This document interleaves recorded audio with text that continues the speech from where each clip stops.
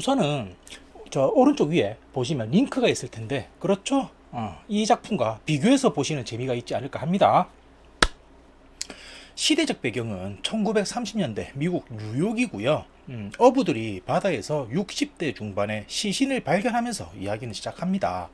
죽은 이는 67세의 요크 해터라는 남성으로 확인되었는데, 시신에는 타살의 흔적도 없었고 품 안에서 또 유서 또한 발견되었기에 경찰에선 사건을 자살로 결론 지어요. 이후 그의 아내이자 억만장자로 유명한 에밀리 해터가 남편의 시신을 확인하러 오는데, 그녀는 몇 달째 바닷물에 휩쓸려 엉망이 된 남편의 시신을 보고서도 눈 하나 깜빡하지 않습니다. 주변에서는 그런 에밀리를 마녀 할멈이라면서 불렀고, 죽어서 발견된 남편 요크 같은 경우도 평소 부인의 고압적인 등살에 못 이겨서 자살한 게 분명하다, 이렇게 말을 해요. 그도 그럴 게 요크는 결혼 전까지만 해도 한때 촉망받던 화학자였었는데, 결혼 이후엔 부인이 집안에다 만들어준 실험실에서 혼자 연구를 하거나 취미로 추리소설을 쓰면서 꿈을 억압당한 채 생활하고 있었기 때문이었어요. 이게 어째 보면은 억만장자 아내를 만나서 부러운 인생을 산 게 아닌가 싶을 텐데, 아내인 에밀리 해터는 아까도 말했듯이 마귀 할멈으로 불릴 만큼 집안에서는 폭군이었고, 외모 또한 전혀 신경을 쓰지 않았다고 합니다. 게다가 집안 식구 중에 루이자라는 아이만을 극심히 편애해서 다른 자식들은 어머니에게 사랑도 받지 못했고 서로를 질투하며 성장을 했어요. 그런 폭군 어머니 옆에 항상 주눅들어 살던 아버지를 자식들은 존경하지 않았을 테고, 그런 생활이 이어지다 보니 요크는 스스로 안타까운 선택까지 하게 된 거죠. 그럼 이 해터 가문은 어떻게 가족들이 구성되어 있는지 알아볼 텐데, 우선은 에밀리 해터를 중심으로 해서 자살한 요크와의 사이에는 3명의 자식이 있습니다. 우선 첫째는 바바라고요. 가족 중에 아버지를 많이 닮아 그나마 정상이다라는 이야기를 듣고 있어요. 하지만 어머니의 악령이 워낙에 유명하다 보니까 가족이라는 이유로 다양한 헛소문에 시달리고 있다, 이렇게 나오는데, 뭐 예를 들자면 나이가 36세라고 되어 있는데 미혼이라고 나오거든요. 그러니까 뭐 무성욕자다, 뭐 이런 거, 이런 소문에 시달린다, 이렇게 나옵니다. 다음은 둘째 콘레드인데, 그냥 망난이라고 나와요. 폭력은 기본에다가 이제 차 사고로 뭐 사람을 죽인 적도 있고, 알코올 중독에 뭐 감정 제어란 게 안 되는 인물, 뭐 이렇게 묘사가 되는데, 그럼에도 이제 결혼은 해서 부인 마사와의 사이에 제키와 빌리라는 두 아이가 있어요.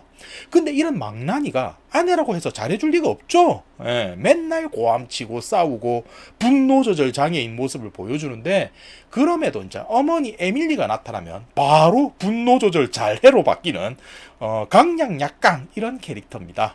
콘레드의 아내인 마사 같은 경우는 그냥 쉽게 말해서 시집을 잘못 온 여성, 이 정도로 표현할 수 있고요. 원래는 선량했던 여자라고 하는데, 시어머니며 남편이며 또 이 집은 자식들도 또 정상은 아니거든요. 그래서 결국 나중에는 흑화를 해버린 캐릭터, 뭐 그런 거예요.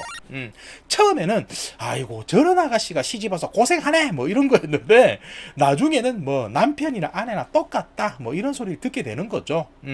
괴물을 잡으려고 이제 괴물이 된 그런 거라 할 수 있는 거고, 그리고 그 콘레드와 마사 사이에 두 아들이 있다 했잖아요. 첫째 제키는 13살이고요. 둘째 빌리는 4살입니다. 제키는 주변의 평판이 고놈 참 지아비를 쏙 닮았네, 이렇고요. 자기 동생을 심하게 괴롭히고, 이후에도 집안 이곳저곳을 난장을 치면서 돌아다니는데, 막 경찰도 발로 차고 막 이렇게 나오거든요. 이게 뭐 부잣집에서 자라다 보니까 뭐 버릇이 없나 할 수도 있는 건데, 부모나 집안 어르신에게 이제 사랑을 받지 못하고 크다 보니까 관심을 받아보려 하는 행동으로 보이기도 해요. 어찌 보면 불쌍해요. 근데 그 더 불쌍한 애가 바로 동생 빌리입니다. 아직 4살이니까 이제 피지컬이 딸려서 그렇지 하는 짓은 형이랑 똑같다 볼 수 있고, 형한테도 맨날 맞고 사니까 제키보다 빌리가 더 불쌍하죠. 자, 다시 이번엔 에밀리의 셋째인 질인데, 아까 에밀리가 루이자라는 자식을 극심히 편애한다 했었죠. 이 질 해터 같은 경우는 그 루이자를 극도로 미워합니다. 막내 딸이기도 하고 어머니의 관심에서 동떨어져 있다 보니까 자신과 달리 자란 루이자를 원망하며 행동하는 거고요. 그로 인해 살짝 어긋난 행동을 많이 한다 이렇게 나오는데, 특히나 남자 관계가 복잡하고 문란하다 이렇게 나옵니다. 작중에 묘사되는 게 밤늦게 놀고 새벽 5시에 집에 들어온다라고 하는데, 집에 들어오긴 들어오네요. 근데 시대적 배경이 30년 되니까 그런 게 아닌가 싶고, 그러면 아직까지 이제 루이자라는 자식에 대해서는 언급이 없었는데, 그녀가 누구인고 하면은 에밀리는 죽은 요크와 결혼하기 전에 톰 캠피언이라는 전 남편이 있었는데, 그 사이에서 태어난 자식이에요. 작중 나이는 40이라고 나오는데 기머거리에 벙어리면서 장님이라고 나오거든요. 그래도 18대까지는 귀가 들렸어서 점자판이나 수화 정도는 가능하다 이렇게 나오는데, 이게 에밀리 헤터가 왜 유독 한 자식만을 편애했는지 알 수 있을 것 같기도 하고, 어찌 보면 아픈 손가락이다 보니까 유독 신경이 쓰이는 존재였지 않나 싶어요. 그리고 이제 루이자 같은 경우는 집안의 다른 자식과는 달리 착한 성품이었다. 이렇게 나옵니다. 루이자는 몸이 불편하다 보니 평소 어머니 에밀리와 같은 방에서 생활하면서 지낸다 이렇게 나오고, 하루 일과 중 낙이라고 하면은 오후 시간에 계란술을 마시는 것 정도 이렇게 묘사가 됩니다. 여기서 말하는 계란술이 정확히 뭔지는 알 수가 없는데 아마도 아드보카트를 말하는 게 아닌가 싶고요. 도수는 15도에서 20도 정도로 부드러운 식감이라고 합니다. 자, 이렇게 가족들에 대해서 알아봤고, 요크 헤터가 자살한 이후 2달여의 시간이 흐르는데, 어느 오후 2시쯤 그날도 에밀리와 루이자는 항상 그랬던 것처럼 달걀술을 마시러 주방으로 갔는데, 집안의 말썽꾸러기 제키가 몰래 루이자의 달걀술을 훔쳐먹는 모습을 보게 됩니다. 그걸 본 에밀리는 불같이 화를 내면서 막 제키를 나무랬는데, 갑자기 제키는 배를 잡고 바닥을 구르면서 고통스러워해요. 무언가 문제가 있구나 싶은 에밀리는 재빠르게 제키를 토하게 해서 겨우 목숨을 구하게는 되는데, 집안에 누군가가 루이자를 해하려고 달걀술에 몰래 독을 넣었는데 그걸 제키가 잘못 먹었던 거구나 하는 걸 알게 되고는 그렇게 경찰 수사까지 진행하게 됩니다.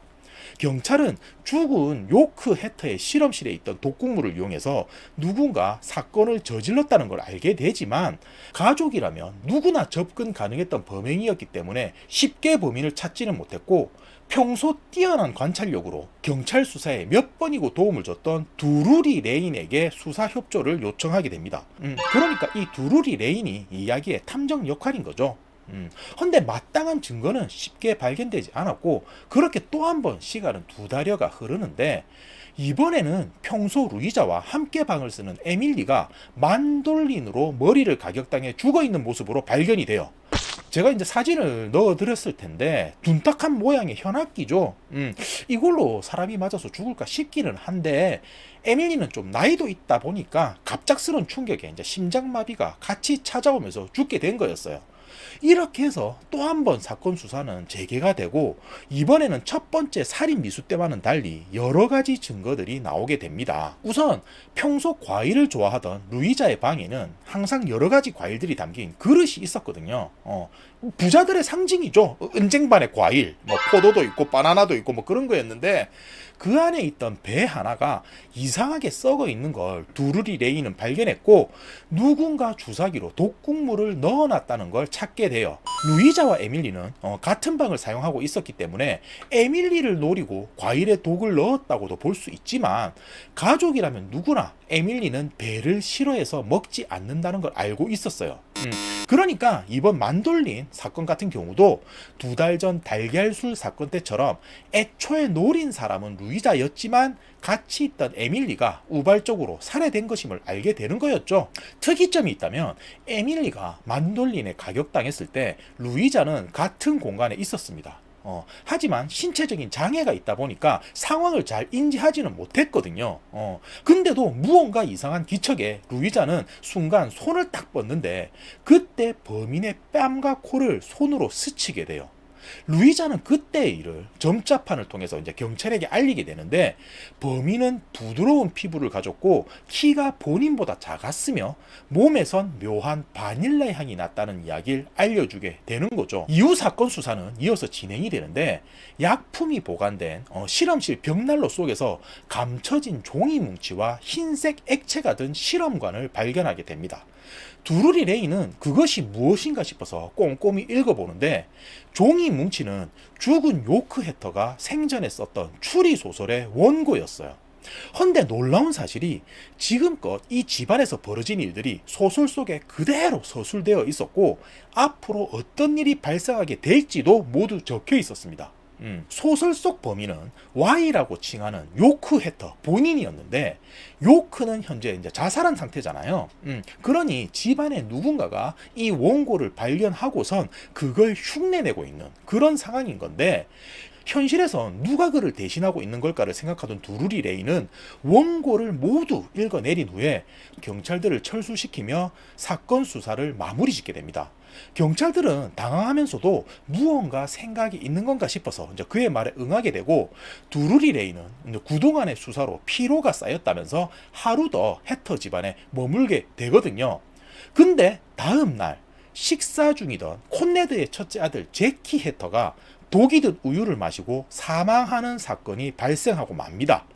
경찰들은 범인이 아직도 루이자를 죽이려고 하는 건가 싶은데, 돌연 두루리 레이는 이제 모든 것이 끝났다라는 말을 하면서 사건에서 손을 떼고 말아요. 그렇게 이제 시간은 흐르고 모든 사건의 중심에 있던 루이자마저 수면 중 심장마비로 죽게 되고 사건은 미궁으로 마무리가 되고 마는데, 이를 계기로 해서 경찰들은 두루리 레인을 찾아와 사건의 진상에 대해서 되묻게 됩니다. 자, 여기서부터 결말입니다. 두루리 레인은 사건에 대해서 말하길 죽은 제키 해터가 범인이었다, 이런 이야기를 하는데, 자, 우선 맨 처음 자살한 요크 해터가 쓴 소설이 모든 비극의 시작이 되는 거거든요.